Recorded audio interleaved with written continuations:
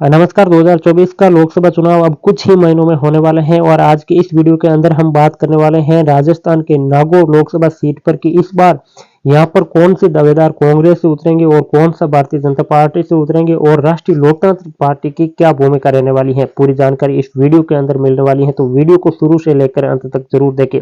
सबसे पहले बात कर लेते हैं कांग्रेस पार्टी की, तो कि कांग्रेस इस बार लोकसभा चुनाव में नागौर सीट पर किसे अपना उम्मीदवार बनाने जा रही है, जिसको लेकर मंथन शुरू हो चुका है और बताया जा रहा है कि डीडवाना से पूर्व विधायक चेतन रूडी का नाम गंभीरता से लिया जा रहा है और इस पर चर्चा हो रही है।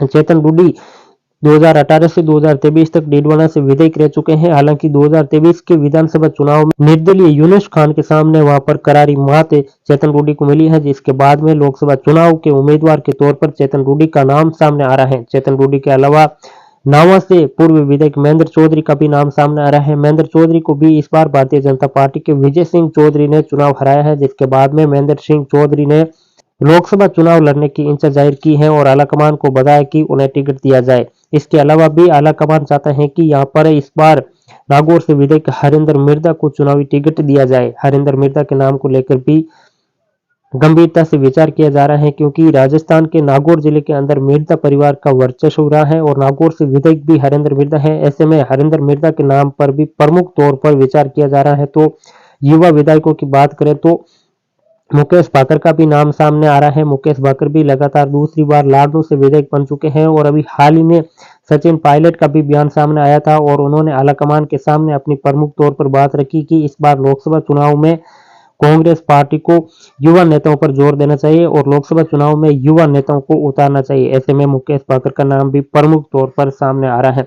वहीं दूसरी तरफ आरएलपी और कांग्रेस के गठबंधन को लेकर भी चर्चा हो रही है। बताया जा रहा है कि हनुमान बेनीवाल की और कांग्रेस की गठबंधन को लेकर बात हो रही है। अगर राजस्थान के अंदर राष्ट्रीय लोकतांत्रिक पार्टी और कांग्रेस का गठबंधन हो जाता है तो यहाँ पर कांग्रेस को नागौर की सीट राष्ट्रीय लोकतांत्रिक पार्टी के लिए छोड़नी पड़ सकती है। ऐसे में अगर कांग्रेस राष्ट्रीय लोकतांत्रिक पार्टी के लिए नागौर लोकसभा सीट छोड़ती है तो यहाँ पर क्योंसर से विधायक हनुमान बेनीवाल या फिर क्योंसर के पूर्व विधायक नारायण बेनीवाल राष्ट्रीय लोकतांत्रिक पार्टी और कांग्रेस के समर्थित प्रत्याशी के तौर पर देखा जा सकता है। लेकिन अभी तक कांग्रेस और आरएलपी का गठबंधन नहीं हुआ है। दूसरी तरफ चर्चा ये भी चल रही है कि सचिन पायलट, हरीश चौधरी, दिव्या मदेना और कई ऐसे नेता हैं जो हनुमान बेनीवाल से गठबंधन करने के खिलाफ हैं, जिसको लेकर अभी भी इस बात पर चर्चा हो रही है कि हनुमान बेनीवाल से गठबंधन किया जाए या नहीं किया जाए, क्योंकि कांग्रेस के अंदर भी हनुमान बेनीवाल की राष्ट्रीय लोकतांत्रिक पार्टी से गठबंधन को लेकर दो फाड़ नजर आ रहे हैं।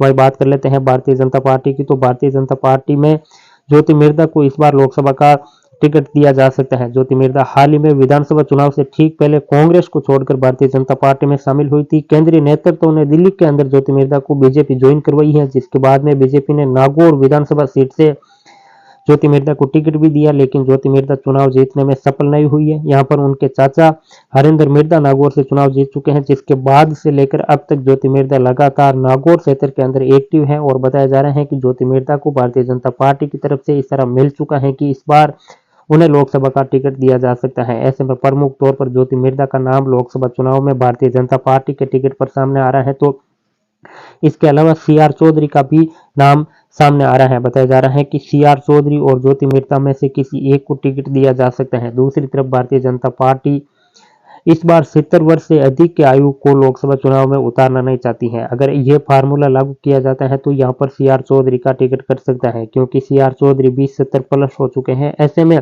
सीआर चौधरी का टिकट कट सकता है, तो फिर एक ही नाम बच जाता है ज्योति मिर्धा का। लेकिन अब यह भी देखना दिलचस्प होगा कि कांग्रेस और आरएलपी का गठबंधन होता है या नहीं होता है। अगर कांग्रेस और आरएलपी का गठबंधन नहीं होता है तो फिर लोकसभा चुनाव 2024 को लेकर नागौर के अंदर राष्ट्रीय लोकतांत्रिक पार्टी के संयोजक हनुमान बेनीवाल की क्या भूमिका रहेगी, यह भी देखना दिलचस्प होगा। क्योंकि अगर कांग्रेस से गठबंधन हो जाता है तो फिर राष्ट्रीय लोकतांत्रिक पार्टी की तरफ से यहाँ पर कैंडिडेट कांग्रेस के समर्थित के तौर पर उतारा जा सकता है। इसके अलावा कांग्रेस से गठबंधन नहीं होता है तो फिर हनुमान बेनीवाल धरे के धरे रह जाएंगे या चुपचाप बैठे रह जाएंगे या फिर अपनी पार्टी राष्ट्रीय लोकतांत्रिक पार्टी से अकेले दम पर चुनाव लड़ेंगे, ये देखना दिलचस्प होगा। क्योंकि अगर वो अपने दम पर चुनाव लड़ते हैं तो यहाँ पर कांग्रेस और भारतीय जनता पार्टी दोनों का खेल वो बिगाड़ सकते हैं, क्योंकि जिसका अधिक वोट वो लेंगे तो वो खुद नहीं जीत सकते हैं, लेकिन दोनों में से किसी एक को हराने की क्षमता वो भी रखते हैं। तो ये देखना भी दिलचस्प होगा कि अगर हनुमान बेनीवाल गठबंधन के बिना नागौर से लोकसभा चुनाव में उतरते हैं या नहीं उतरते हैं।